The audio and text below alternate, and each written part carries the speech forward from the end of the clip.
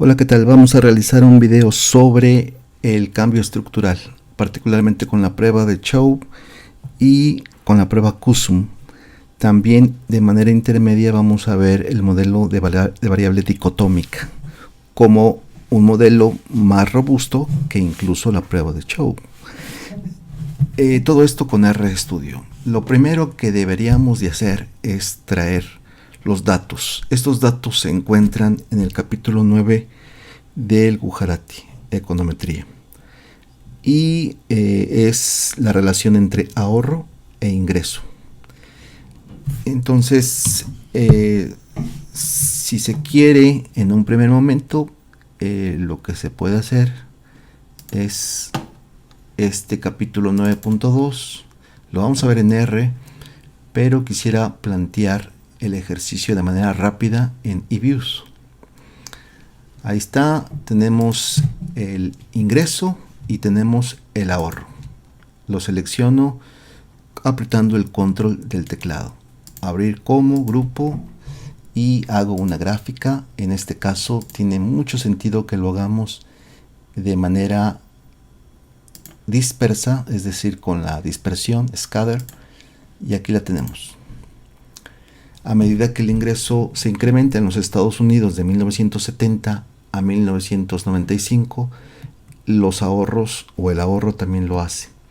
Pero está claro que tenemos un cambio estructural porque estas primeras observaciones que tenemos aquí tienen una forma bien particular, una pendiente muy definida, mientras que a partir quizás de la observación de 1982 o posterior a ella existe una pendiente bien diferente, es decir, una pendiente menor.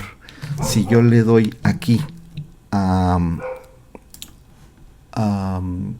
poder hacer estos comentarios quizás con más propiedad, lo pego en Paint,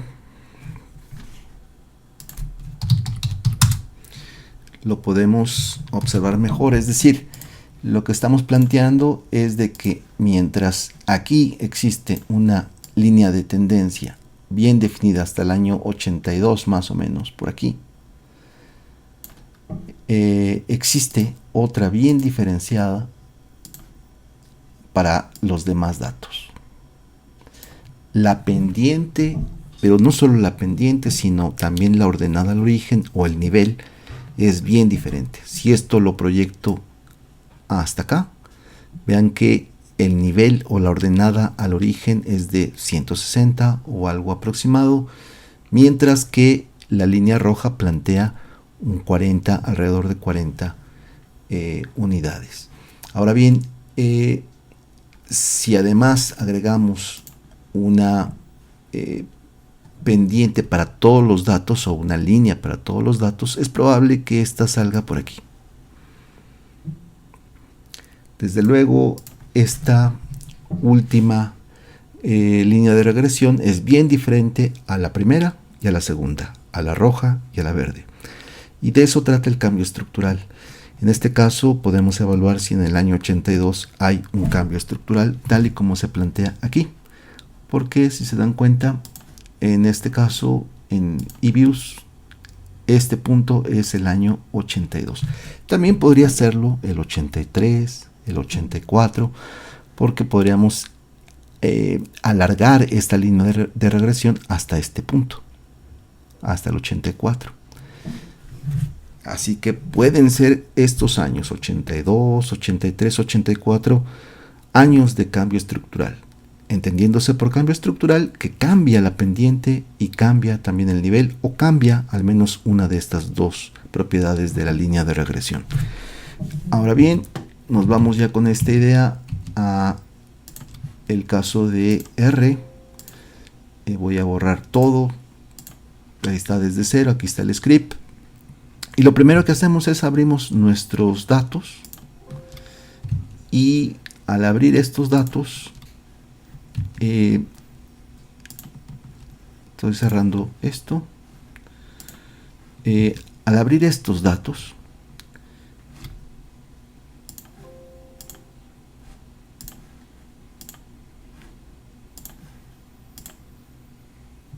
En este caso los datos están en el capítulo 9 del Gujarati, pero puede hacerse para cualquier otra serie. Entonces selecciono los datos, control C, en este caso me voy a R, y ahí lo que estoy definiendo en la primera línea del script es el directorio de trabajo, setwd. Y en la tercera línea tenemos ahí que pues sea definido con el nombre datos la base de datos, esta base de datos, que son, vamos a ver cuántos son 26 datos, pero agregamos desde luego los rótulos, es decir, hay que copiar con todo y rótulos. Ahí está, control C. Entonces datos definidos, y lo leemos, pegamos lo que tenemos en memoria. Entonces vean cómo aparece ya datos. Le doy un clic aquí y aparecen las 4 columnas que están mencionadas en esta parte, y si le doy en donde está el play, pues ahí me dice de manera resumida y rápida que es una dummy con ceros, income, savings y los años. Bien, dicho eso, seguimos adelante. Creo que una forma inmediata, y voy a exagerar un poco la letra, el tamaño de la letra, porque los gráficos estarán por acá. Esa es primero hacer una gráfica. Y sabemos que la función nativa para hacer las gráficas sin instalar ninguna librería es plot. Plot, y ya sabemos que nuestra base de datos se llama así, datos. Pero si tuviéramos otras bases de datos, datos 1, datos 2, datos 3, pues habría que decirle que vamos a trabajar por defecto con esa base de datos, para que todas las funciones o todos los estadísticos que obtengamos pues sean resultado de esa base de datos. En ese sentido es conveniente poner adjuntar, attach datos. Entonces y ahí me dice que efectivamente va a tomar por defecto a esa base de datos llamada pues así, datos. Ahora quiero hacer un plot, una gráfica de la variable ingreso, que si se dan cuenta tiene que estar con mayúsculas. Al darle enter, ahí lo tengo, ya tengo la primera gráfica. Si veo mi teclado, tengo hacia arriba, hacia abajo, izquierda y derecha, ¿no es cierto? Si le digo hacia arriba, me regresa a la última instrucción. Puedo poner desde luego savings, y ya desde aquí puedo empezar a darle más argumentos a esta función simplona que tengo ahora mismo, porque otra vez me voy hacia arriba con el teclado y le pongo un argumento más. Le digo que ponga un tipo de gráfico en el cual no sean puntos sino líneas, y pongo L. Ahí están las líneas. También quiero que ponga pues un color. Ese color va a ser, digamos, el dark blue, y tengo que entrecomillarlo. Y también le puedo poner, desde luego, me voy otra vez hacia arriba y pongo ahora un grosor de línea, LWD. La L es de línea y WD de la anchura en inglés. Y le doy 2. Nuevamente doy más argumentos, y en ese sentido, como necesito observarlo mejor, le pongo control menos, y si me permiten le voy a poner un tipo de ejes. En este caso BTY igual, y lo pongo, fíjense, entrecomillado N. Puedo ponerlo como L, puedo ponerlo como O y regreso a lo mismo, al cuadrado. Puedo ponerlo como U, etcétera, ¿no? Y desde luego puedo poner, me gusta más el N a mí, y me gusta, sería conveniente que se pusiera no solamente líneas, no solamente puntos. Si pongo P, pondrá únicamente puntos, sino ambos. En este caso, B. Bueno, pues ahí lo tenemos. Y desde luego esto lo puedo hacer simplemente para la otra variable.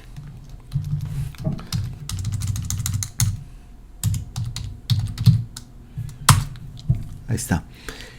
Puedo desde luego ponerle un nombre, y eso está aquí. Vean cómo agregamos un nombre, en este caso con el argumento main, el título principal. No lo haré por ahora, pero vean que todos los argumentos se separan con comas. Bien, ahora ¿qué pasa si relaciono en una misma gráfica el ingreso y el ahorro? Pongo primero X y luego pongo Y. Income, en este caso tendría sentido más punto, y pongo savings, y siempre separado con su coma. Ahí ya tengo, si se dan cuenta, una gráfica que me muestra una correlación bastante fuerte entre estas dos variables. ¿Cómo sé que la correlación? Bueno, acuérdense que con core puedo poner las dos variables.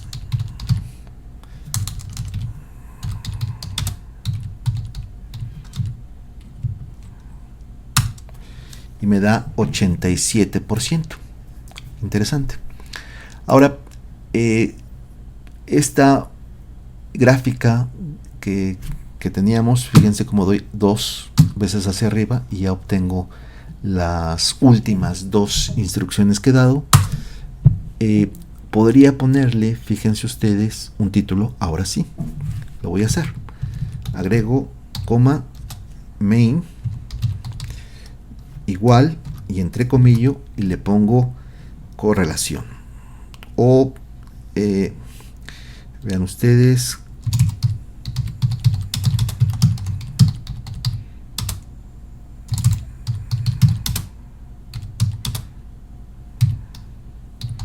o algo similar, ¿no es cierto?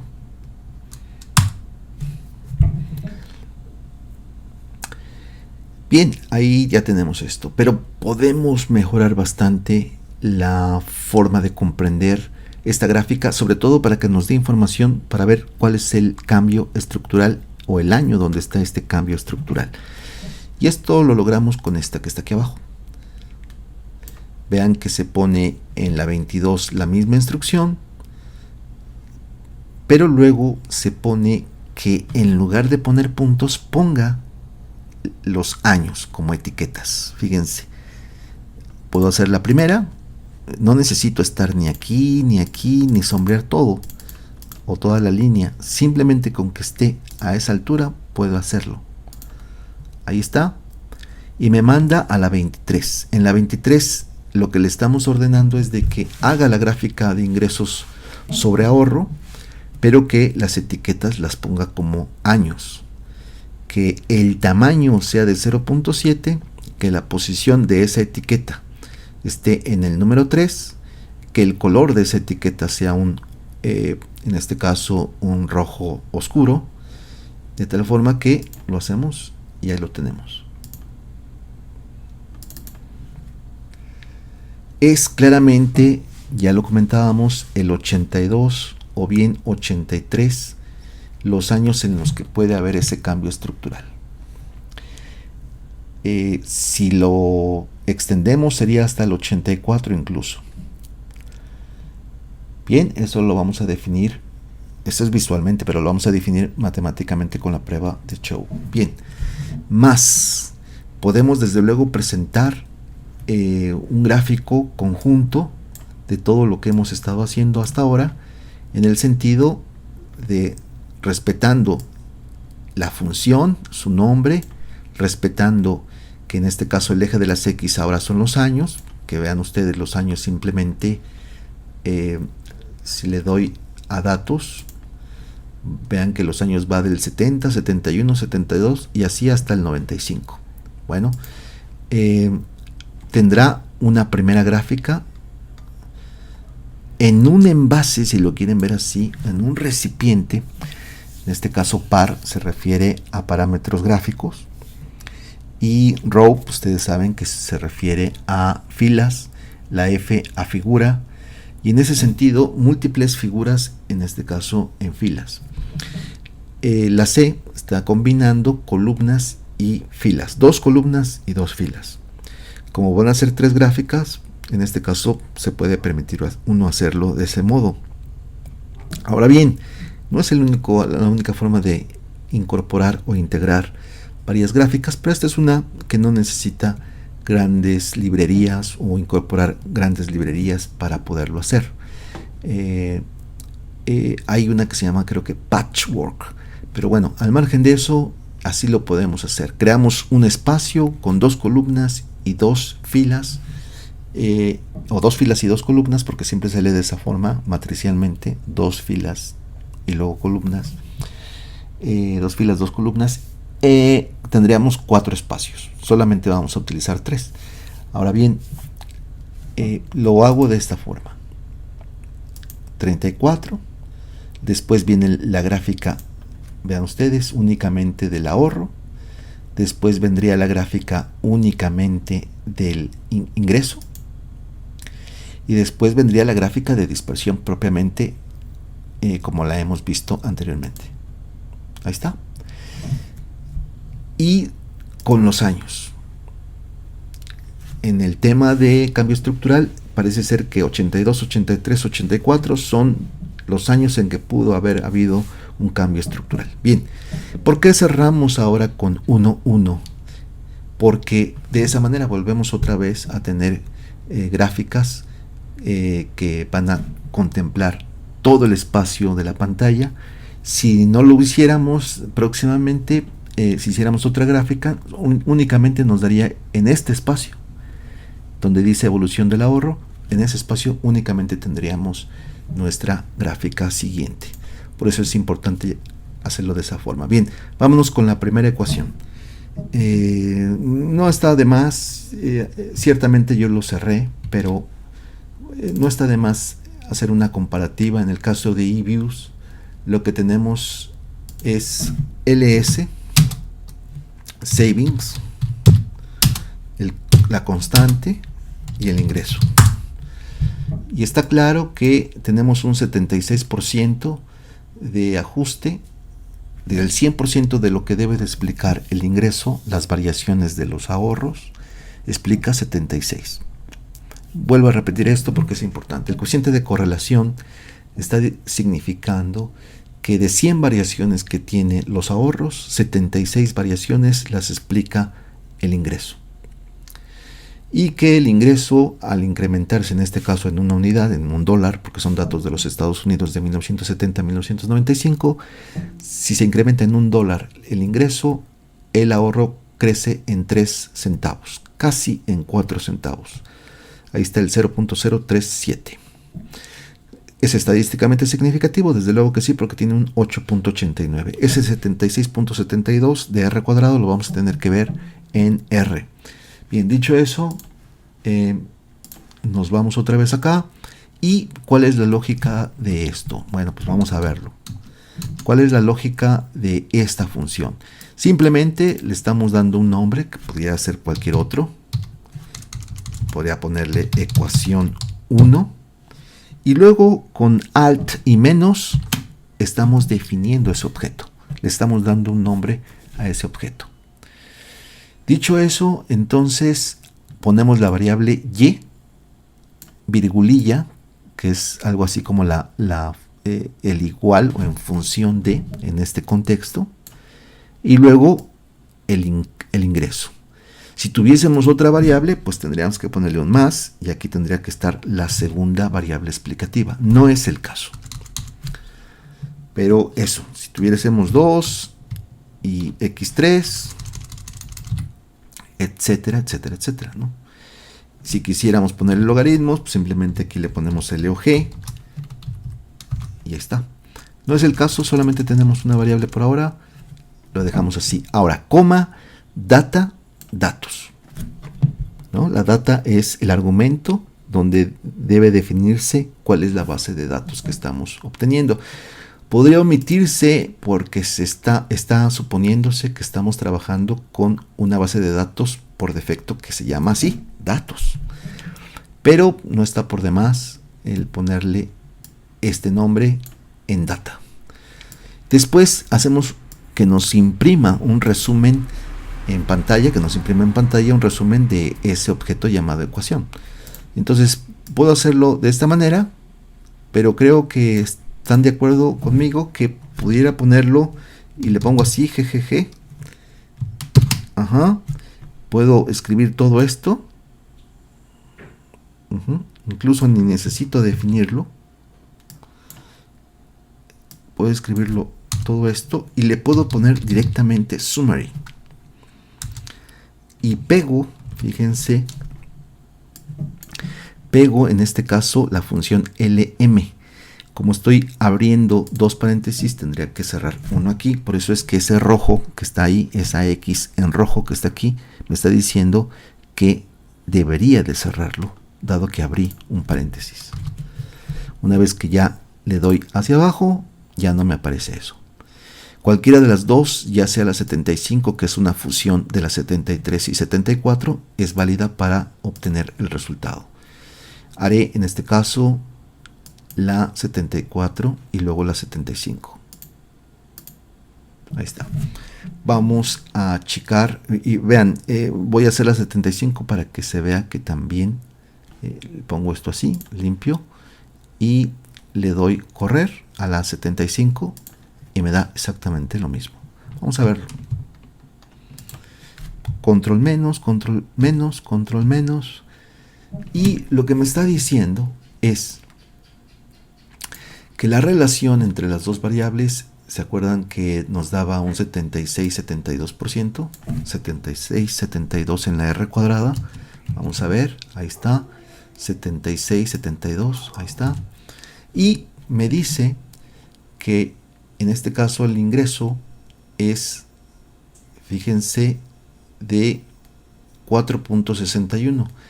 Pero se tiene que regresar esto 9, no, en este caso tenemos este que está aquí, esto es el valor de probabilidad. Tenemos 0.37 y en eViews teníamos 0.37, 3 centavos. Ahí está, da exactamente lo mismo. Los grados de libertad son, ahí lo pueden ver, 24.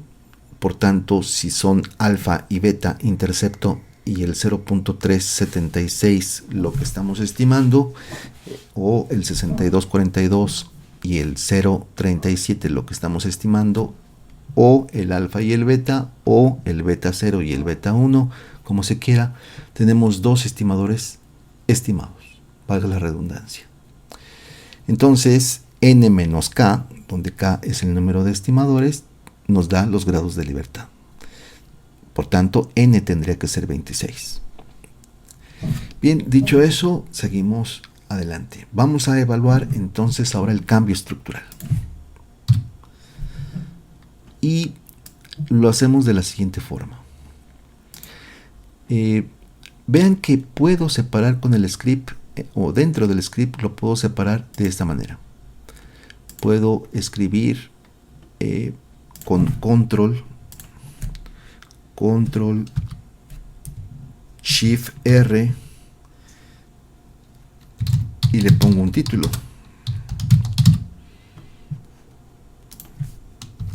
Ecuación básica. y ya me hace una separación a modo de índice. De tal manera que siempre puedo yo ir a ecuación básica o voy al otro ítem o al otro tema. En este caso, evaluación del cambio estructural con la prueba de Chow. Bien, en este caso necesito instalar esta librería. Yo ya la instalé, pero la vuelvo a hacer para que la puedan ver. Ahí está instalándolo, está en rojo, no hay que tocarle nada, esperamos a que deje de estar rojo y ahora sí cargamos, que no instalamos sino cargamos la librería. Dicho eso, ahora lo que está definiendo el script que está definiéndose ahora es lo siguiente. Vamos a poner, en este caso se está definiendo un año en particular.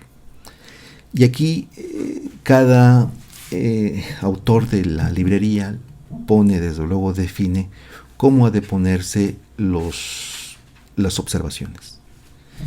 Y en este caso lo que debemos de ver, ahora lo que estamos haciendo es definir el año, pero el año está definido de esta siguiente forma, mientras que en eViews lo que podemos hacer es, ya definida la ecuación, ver si la estabilidad con el punto de quiebre en el año 82 me da 10,69, que es el resultado que efectivamente en el capítulo 9 de Gujarati está ahí presente, el 10,69, es decir, que el valor de probabilidad es de 0, por tanto se rechaza la hipótesis nula de estabilidad en los parámetros o no hay cambio estructural. La hipótesis nula se puede leer así, como que no hay cambio estructural. Se rechaza y por supuesto sí hay cambio estructural definida en este año. En este caso, el 1982. Desde luego puedo hacerlo para los otros años, que es lo que vamos a hacer en eViews, en R, no solo en eViews. Vean, 1983. Y así puedo con, vean que sigue rechazando. Lo hago con 1984.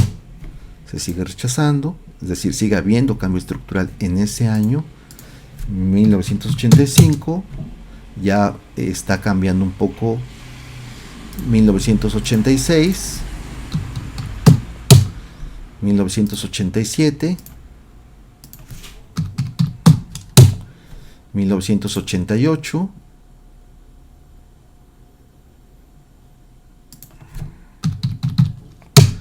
vean cómo ya está bajando de valores de 10 u 11 a 4.9.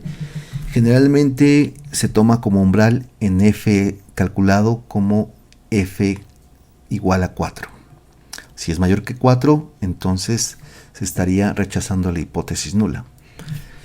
No hay que perder de vista que la hipótesis nula aquí es de que no hay cambio estructural. Entonces seguimos con 89, 1989 y ya baja a 3.24. Es decir, tenemos un valor de probabilidad de 5.8%.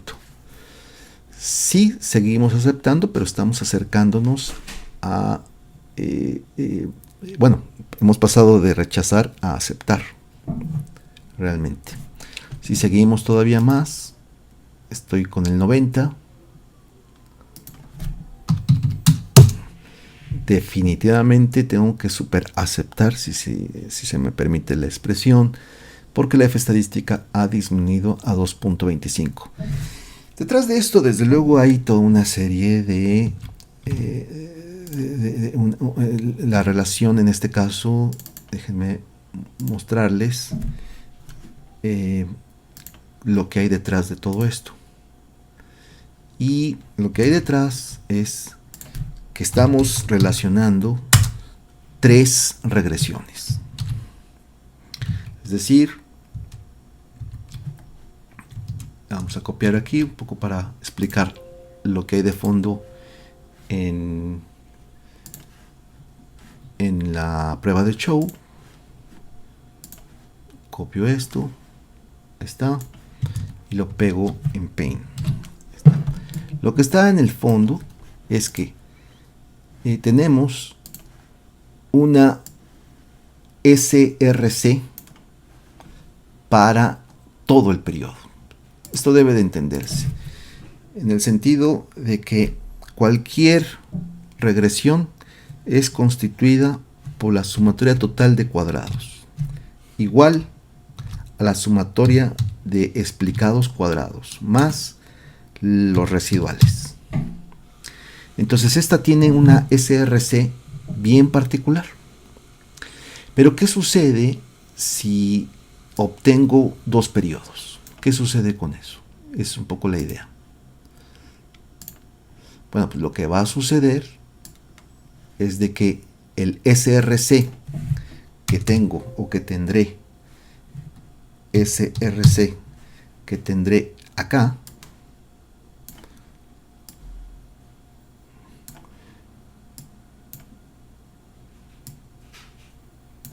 va a ser bien diferente a la suma de dos SRC de dos subregresiones.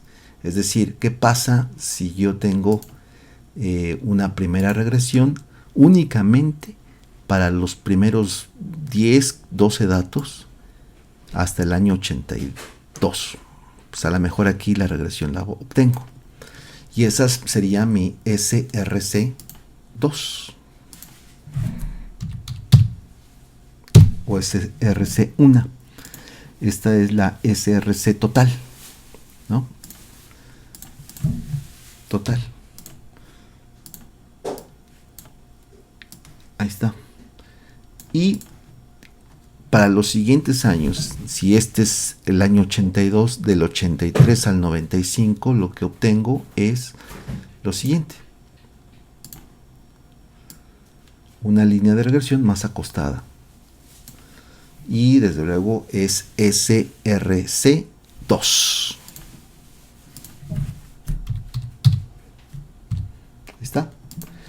Bueno, la idea es comparar la suma de SRC1 más SRC2 con sus respectivos grados de libertad y ver qué pasa, si es igual o no a la de SRC total. Esa es la idea. Si no hay una diferencia significativa, es más, si fueran exactamente iguales, la prueba F, que no es otra cosa, la prueba F no es otra cosa más que el cociente de la diferencia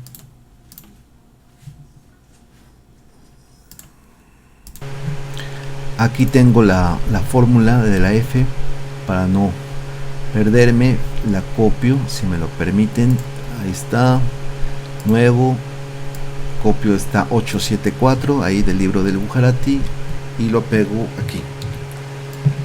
Entonces aquí está, y lo que dice esta fórmula es que en el numerador lo que se está obteniendo es la SCR restringida, es decir, la de la línea negra, contra la SCR no restringida, que es la suma de la SRC1 y SRC2.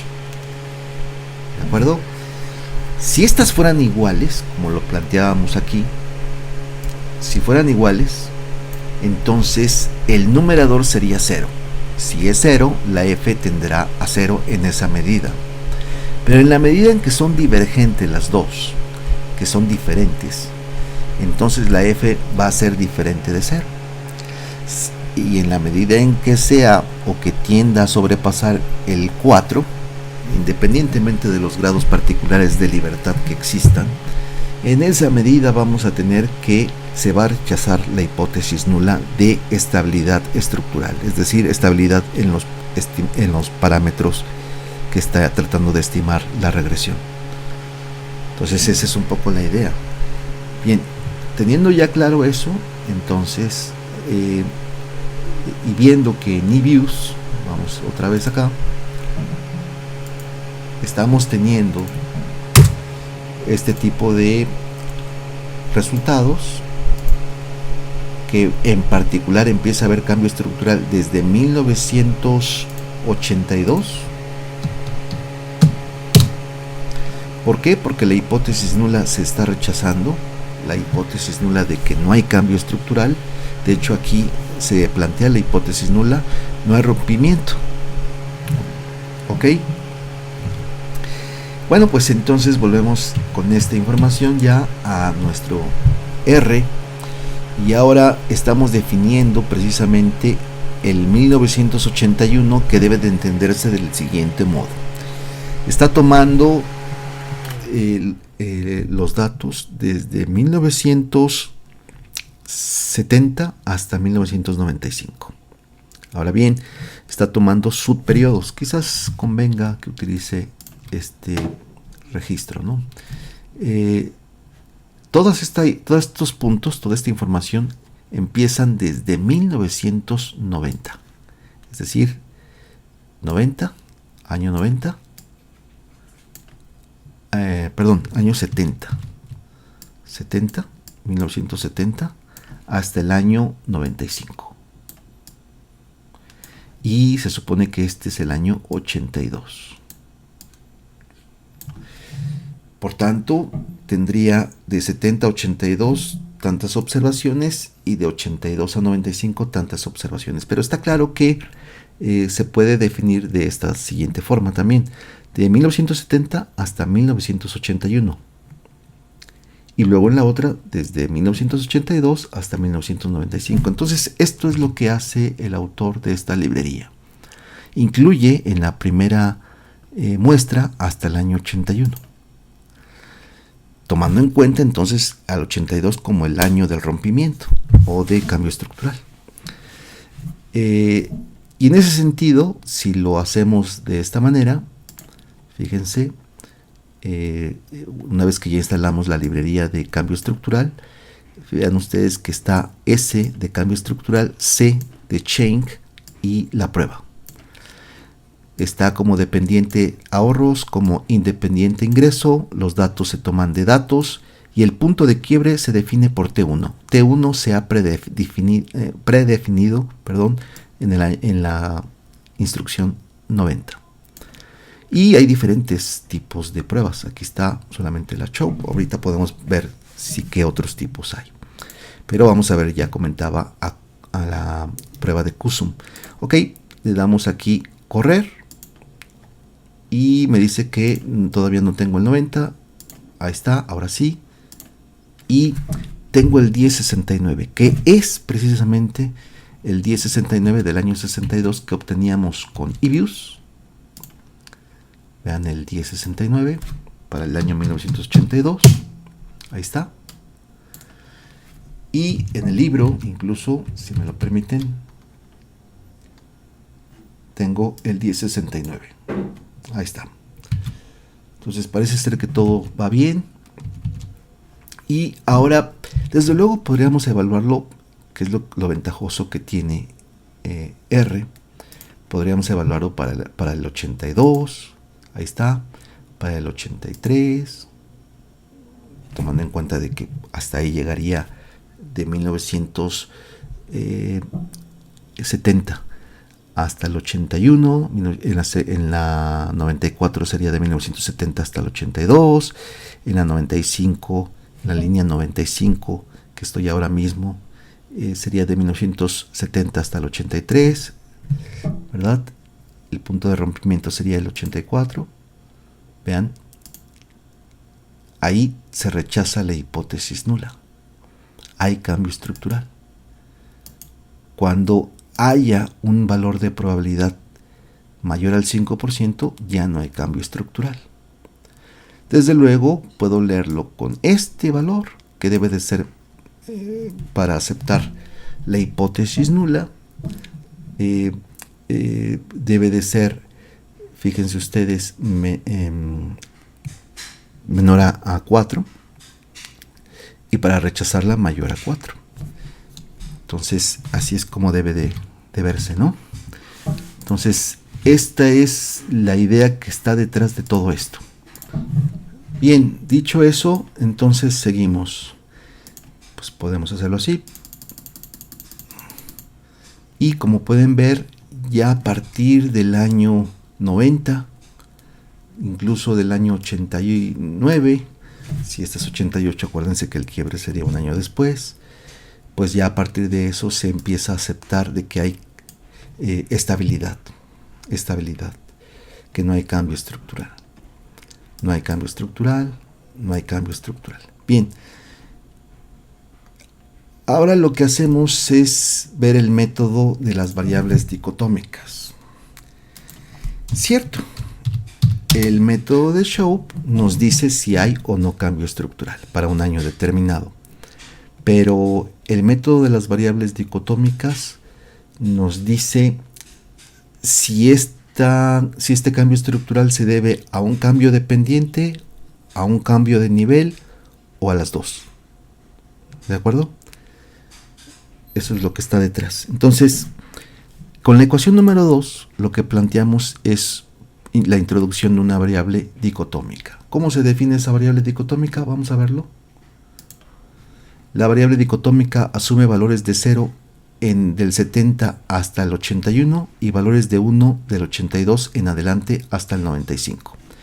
Con eso en mente, entonces lo que hacemos es realizar esta en bloque y obtenemos, teníamos un 76% en R cuadrado, ahora es 79. Si además de la dummy incorporo una pendiente diferencial, no solamente un nivel diferencial, sino una pendiente diferencial, entonces voy a tener un ajuste todavía muchísimo mejor. Paso del original 70 y tantos por ciento a un 88%. Y ahora voy a realizar lo siguiente. Vamos a poner, vamos a definir este modelo 4, fíjense. Modelo 4, no, ecuación 3. Fíjense, sería intercepto, ingreso, DUM y ingreso por dummy, ¿no? Eso es lo que tenemos. Seguimos entonces. El intercepto nos dice que en el entendido de que el primer periodo tiene ceros, es el periodo de referencia. Entonces tendríamos el periodo 1 y el periodo 2. El periodo 1 del 70 al 82 o al 81, incluyéndole, y del segundo periodo del 82 al 95, ¿no es cierto? Entonces el intercepto del periodo 1 sería 1.01, no es significativo. El intercepto del periodo 2 sería la suma algebraica de intercepto más DUM, es decir, 1 más 152, 153 si se quiere. La pendiente del primer periodo es de 8 centavos, 0.08. ¿Es significativo? Sí lo es. La pendiente del segundo periodo no es, y repito, no es 6 centavos, sino es la suma algebraica de 0.8 menos 0.6, es decir, 2 centavos. Entonces tendríamos que en el primer periodo la pendiente entre ingreso y ahorros es 8 centavos y en el segundo periodo cae a 2 centavos. Con esto obtenemos un R cuadrado del 88%. Y en ese sentido, fíjense que tendríamos como explicación mayor, más que la prueba de Shoup, que sí nos decía que había un cambio estructural, nos dice que ese cambio estructural, el método de las variables dicotómicas, es decir, esta regresión que estamos viendo en este momento, es el método de las variables dicotómicas, porque estamos utilizando variables dicotómicas para modelar el cambio estructural. Bien, pues ese cambio estructural se debe a un cambio en el nivel, que es significativo. En el primer periodo es 0 para todos los efectos prácticos. Para el segundo periodo es 152. Y también a una pendiente diferencial. Sí hay una diferenciación en la pendiente. Es decir, el impacto del ingreso hacia el ahorro sí que es diferente en el segundo periodo. cayendo, no manteniéndose en 8 centavos, sino cae a 2 centavos. Repito, esos 2 centavos es la suma algebraica de 8 centavos menos 6 centavos. Dicho eso, continuamos. ¿Cómo continuamos? Vamos a ver entonces ahora la evaluación del modelo con las siguientes pruebas. En este caso puede ser útil el instalar Pacman, que nos permite instalar y cargar los paquetes o las librerías, que en este caso son 3, la que me va a permitir hacer la inferencia estadística de este último modelo, para ver la normalidad, para ver la prueba de White, para ver la prueba de multicolinealidad y para ver la prueba de autocorrelación. Necesito estas 4 librerías: LMTest, CARC, cambio estructural, y la librería SI. En ese sentido, pues hago estos 3. Ahí está instalándose, ya se cargó, y en ese sentido ya cargamos LMTest, ya cargamos CAR, ya cargamos esta y esta. Hago la ecuación de la 122, que ya la hemos hecho de hecho, pero la vamos a llamar como S-show. Y ahora vamos a ver la prueba de normalidad en la 125. La hipótesis nula es de que existe normalidad en los residuales. El valor de probabilidad es del 93, por tanto aceptamos y decimos efectivamente existe normalidad. ¿Cómo podemos ver eso? Pues lo podemos ver a partir del histograma, que lo tengo más adelante en la 131. Ahí está. Es más o menos con 26 observaciones, es una distribución normal. Pero sigamos adelante. Además de la prueba de Shapiro, que ya vimos que es normal, está la prueba de Breus-Pagan para el caso, vean ustedes, de la heterocedasticidad, y la hipótesis nula es de que hay homocedasticidad. Efectivamente, al ser mayor al 5%, es 9%, 9.5, se dice que los residuales son homocedásticos.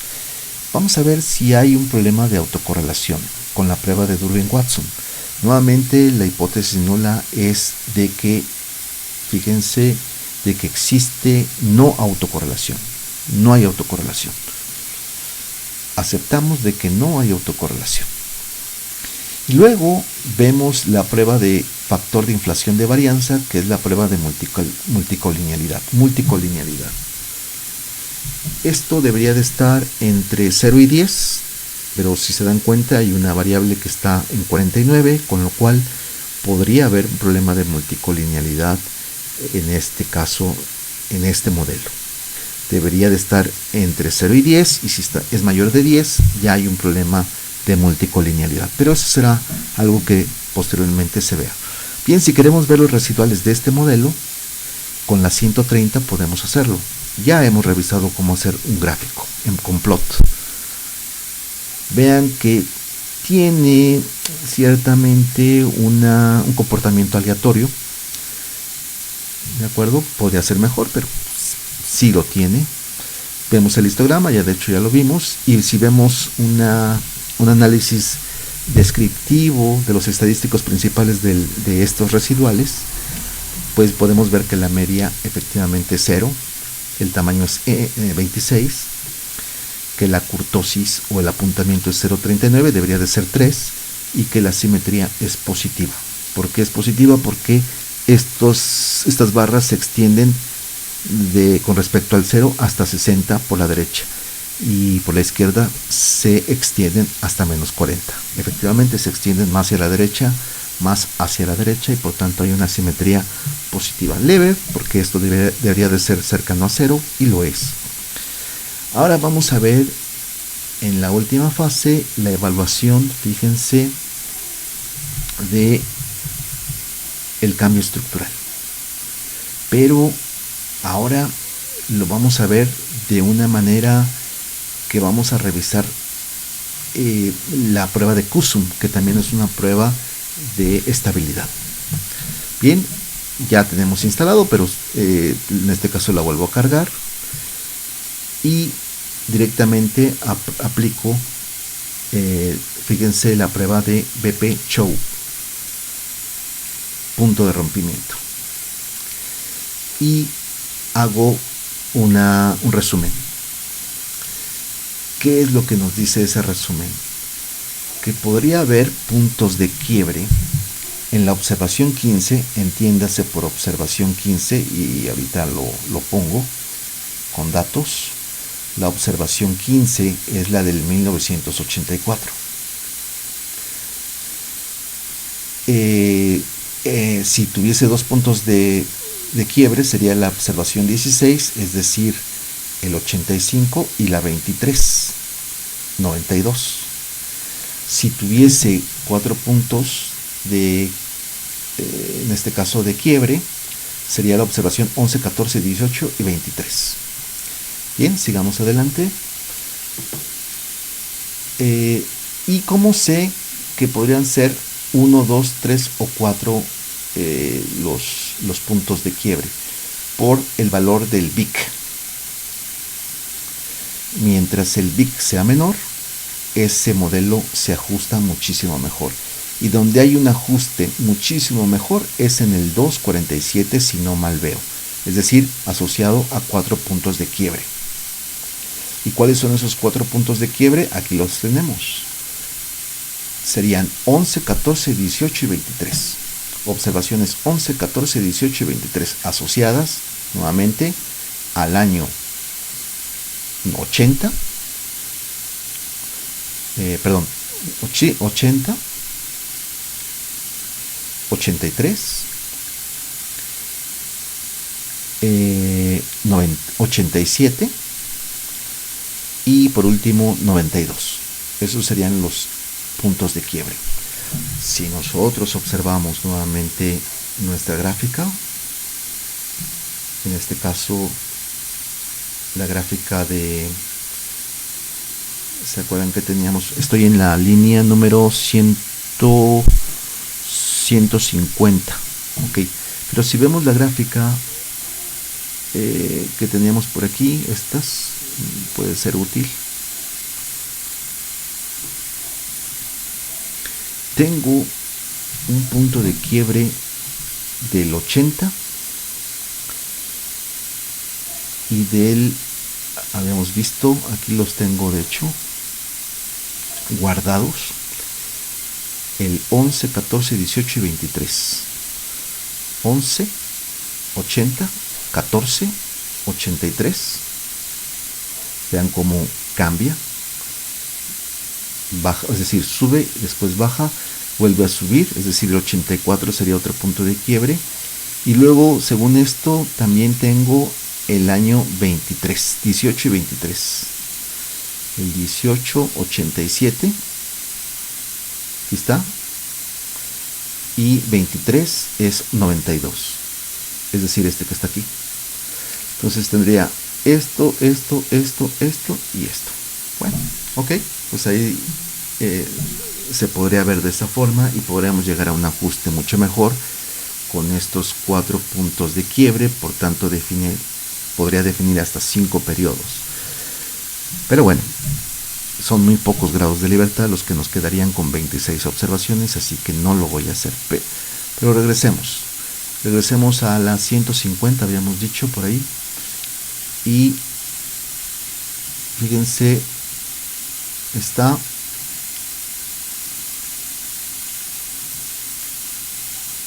y tenemos esta conclusión. Son 4 los años donde hay punto de quiebre, pero cuando hacemos la prueba de Kusum, que en este caso se hace con SC test, y en este caso este test que tenemos acá, definido el test con esta regresión, y aplicamos Kusum, llegamos a la siguiente conclusión: que ante la hipótesis nula de estabilidad tenemos que establecer que es estable. Si bien es cierto que Chow nos presentaba incluso hasta 4 puntos de quiebre, 4 años de quiebre, de cambio estructural, en general, para todas las observaciones, existe cierta estabilidad entre ingreso y ahorro.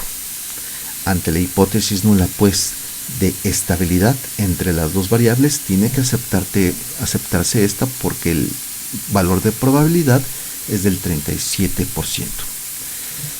Bien, con esto entonces le dejamos aquí. Recuerden que si queremos grabar esto, le damos exportar, salvar como. En mi caso le puedo salvar así tal cual, salvar. Fíjense cómo lo salva, ahí está. Queda guardado en mi directorio de trabajo, y además de eso, además de que queda ya guardado, puedo guardar desde luego mi script. ¿Cómo? Pues aquí le doy guardar, y si no lo tuviese, salvar como el script, le voy a poner show 2, y no solamente el script hay que guardar, también hay que guardar los datos. Los datos los puedo guardar aquí. Fíjense, le pongo show 2 y le pongo data. Salvar, y veo si en mi escritorio tengo precisamente esos dos archivos. Me voy en este caso y vean ustedes, tengo show 2 data y show 2, todo en orden. Le dejamos aquí hasta la próxima.